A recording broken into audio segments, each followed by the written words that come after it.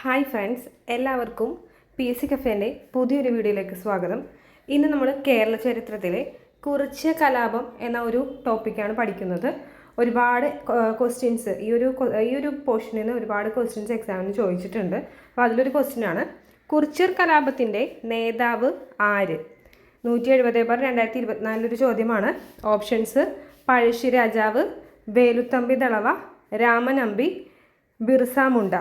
ഇതിലാരാണ് കുറിച്യർ കലാപത്തിൻ്റെ നേതാവെന്നാണ് ഉത്തരം വരുന്നത്. രാമനമ്പിയാണ് കുറിച്യർ കലാപത്തിൻ്റെ നേതാവ്. അപ്പോൾ നമുക്ക് കേരള ചരിത്രത്തിലെ കുറിച്യർ ലഹള എന്ന ഈ ഒരു പോർഷൻ നമുക്ക് പഠിക്കാം. വളരെ ഇമ്പോർട്ടൻ്റ് ആയിട്ടുള്ള പോയിൻറ്സും എക്സാമിന് ചോദിക്കുന്ന പോയിൻറ്സൊക്കെയാണ് നമ്മൾ ഇതിനകത്ത് ഇൻക്ലൂഡ് ചെയ്തിരിക്കുന്നത്. ഈ പോയിൻറ്സ് നിങ്ങൾ പഠിച്ചു കഴിയുമ്പോൾ തന്നെ ഏകദേശം ഈ കുറിച്യർ കലാപം കംപ്ലീറ്റ് ആകുന്നതാണ്. ഓക്കെ, അപ്പോൾ കുറിച്യർ കലാപം അല്ലെങ്കിൽ ലഹള നടന്നത് വയനാട്ടിലാണ്. 1812 കുറിച്യർ ലഹള നടന്നത്. കുറിച്യർ കലാപത്തിൻ്റെ പ്രധാനപ്പെട്ട കാരണങ്ങളിലൊന്ന് ഗോത്രവർഗക്കാരായ കുറിച്യരുടെയും കുറുമ്പരുടെയും മേൽ ബ്രിട്ടീഷുകാർ നികുതി ഏർപ്പെടുത്തി എന്നുള്ളതാണ്. കുറുമ്പർ ഈ രണ്ട് വിഭാഗക്കാരുടെ മേൽ ബ്രിട്ടീഷുകാർ നികുതി ഏർപ്പെടുത്തിയതാണ് പ്രധാനപ്പെട്ട ഒരു കാരണം. നികുതി പണമായി അടയ്ക്കാൻ നിർബന്ധിച്ചത്, അതുപോലെ തന്നെ നികുതി അടയ്ക്കാൻ കഴിയാത്തവരുടെ കൃഷിഭൂമി ബ്രിട്ടീഷുകാർ പിടിച്ചെടുത്തിയത്, വയനാട്ടിലെ ഗോത്രവർഗക്കാർ നടത്തിയിരുന്ന വെട്ടിച്ചുട്ട് കൃഷിക്ക് ബ്രിട്ടീഷുകാർ അനുമതി നിഷേധിച്ചത്. ഇങ്ങനെ 4 പോയിൻറ്സാണ് ഈ ഒരു കുറിച്യർ ലഹളയുമായി റിലേറ്റ് ചെയ്തു വരുന്ന കാരണങ്ങൾ. അതായത് ബ്രിട്ടീഷുകാർ അമിതമായ നികുതി ചുമത്തി, ഈ നികുതി പണമായി അടക്കാൻ അവർ നിർബന്ധിച്ചു, ഈ നികുതി അടക്കാൻ പറ്റാത്തവരുടെ കൃഷിഭൂമി അവർ പിടിച്ചെടുത്തു, അതുപോലെ തന്നെ വെട്ടിച്ചുട്ട് കൃഷിക്ക് ബ്രിട്ടീഷുകാർ അനുമതി നിഷേധിച്ചു.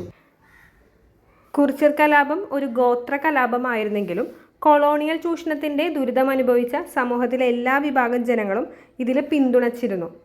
നികുതി ഏർപ്പെടുത്തിയ ബ്രിട്ടീഷ് ഉദ്യോഗസ്ഥൻ ആരാണെന്ന് ചോദിച്ചു കഴിഞ്ഞാൽ അദ്ദേഹത്തിൻ്റെ പേരാണ് തോമസ് വാർഡൻ. അതുപോലെ തന്നെ കുറിച്യർ ലഹളയുടെ നേതാവ് ആരാണ്? നമ്മൾ കണ്ട ചോദ്യത്തിലുണ്ടായിരുന്നു. കുറിച്യർ ലഹളയുടെ നേതാവാണ് രാമൻ നമ്പി അല്ലെങ്കിൽ രാമ മൂപ്പൻ എന്ന് പറയുന്നത്. കുറിച്യർ ലഹളയ്ക്ക് നേതൃത്വം നൽകിയ, അതായത് രാമനമ്പി അല്ലാതെ നേതൃത്വം നൽകിയ മറ്റുള്ളവരുണ്ട്.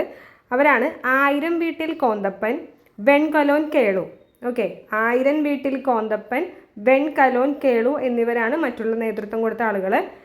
പിന്നെ കുറിച്യർ ലഹളയുടെ മുദ്രാവാക്യം, വളരെ ഇമ്പോർട്ടൻ്റ് ആയിട്ടുള്ളൊരു സംഭവമാണ് മുദ്രാവാക്യം എന്ന് പറയുന്നത്. വട്ടത്തൊപ്പിക്കാരെ പുറത്താക്കുക, ഇതാണ് കുറിച്യർ ലഹളയുടെ മുദ്രാവാക്യം എന്ന് പറയുന്നത്. ഇനി ഈ ഒരു ബ്രിട്ടീഷ് സൈന്യം രാമനമ്പിയെ പിടികൂടി വധിച്ചത് 1812 മെയ് 1 അപ്പോൾ നമ്മൾ പറഞ്ഞ 1812 മെയ് 1 ബ്രിട്ടീഷുകാർ രാമനമ്പിയെ വധിച്ചു. ഇനി ഈ ഒരു കലാപം അടിച്ചമർത്തിയത് എപ്പോഴെന്നുണ്ട്? 1812 മെയ് 8 കുറിച്യർ കലാപം അല്ലെങ്കിൽ കുറിച്യർ ലഹള അടിച്ചമർത്തിയത്. കുറിച്യരുടെ ജീവിതവും സംസ്കാരവും എന്നൊരു പുസ്തകം രചിച്ചിട്ടുണ്ട്. അത് രചിച്ചത് കുമാരൻ വയലേരിയാണ്. കുറിച്യരുടെ ജീവിതവും സംസ്കാരവും എന്ന പുസ്തകം രചിച്ചത് കുമാരൻ വയലേരി. 1 മാസം കൂടി പിടിച്ചു നിൽക്കാൻ കലാപകാരികൾക്ക് കഴിയുമായിരുന്നെങ്കിൽ രാജ്യം അവരുടെ നിയന്ത്രണത്തിലായേനെ എന്ന കുറിച്യർ കലാപത്തെക്കുറിച്ച് അഭിപ്രായപ്പെട്ടത് TH ബേബറാണ്. വളരെ പ്രധാനപ്പെട്ട ഒരു കോട്ടാണിത്. TH ബേബർ എന്താണ് പറഞ്ഞത്? 1 മാസം കൂടി പിടിച്ചു നിൽക്കാൻ കലാപകാരികൾക്ക് കഴിയുമായിരുന്നെങ്കിൽ രാജ്യം അവരുടെ നിയന്ത്രണത്തിലായേനെ. ഇങ്ങനെ അഭിപ്രായപ്പെട്ടത് TH ബേബർ. നമ്മൾ നേരത്തെ തോമസ് വാർഡനെ പറ്റി പറഞ്ഞു. ഈ ഒരു നികുതി ഏർപ്പെടുത്തിയ ആളാണ് ആര്? Thomas warden. ഓക്കെ, അപ്പോൾ ഇത്രയും ഡീറ്റെയിൽസ് ആണ് ഈ കുറിച്യർ കലാപവുമായി ബന്ധപ്പെട്ട് നമുക്ക് പഠിക്കാനുള്ള പ്രധാനപ്പെട്ട പോയിന്റ്സ് എന്ന് പറയുന്നത്. നമ്മളിപ്പോൾ ഈ ഒരു ക്ലാസ്സിൽ എപ്പോഴാണ് കുറിച്യർ കലാപം നടന്നത്? 1812 നടന്നത്.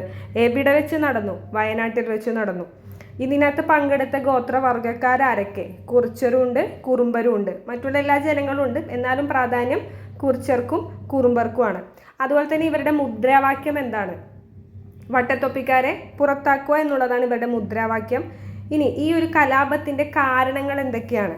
അമിത നികുതി, ബ്രിട്ടീഷുകാർ നികുതി ഏർപ്പെടുത്തിയിരുന്നത്, നികുതി പണമായി അടയ്ക്കാൻ പറഞ്ഞത്, അതുപോലെ തന്നെ ഈ പണമായി അടയ്ക്കാൻ പറ്റാത്ത ആളുകളുടെ കൃഷിഭൂമി പിടിച്ചെടുത്തത്, പിന്നെ വെട്ടിച്ചുട്ട് കൃഷി അവർ നിഷേധിച്ചു. ഇതെല്ലാമാണ് ഇതിൻ്റെ കാരണങ്ങളെന്ന് പറയുന്നത്.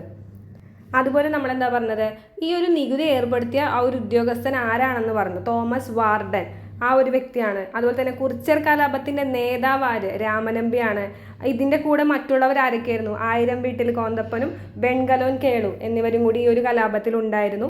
പിന്നെ നമ്മൾ TH പേപ്പറിൻ്റെ ഒരു കോട്ട് പഠിച്ചു, 1 മാസം കൂടി ഈ ഒരു കലാപം നീണ്ടു നിൽക്കുകയാണെങ്കിൽ അവർ രാജ്യം പിടിച്ചേനെ എന്നുള്ള ആ ഒരു ചെറിയൊരു കോട്ട് പഠിച്ചു.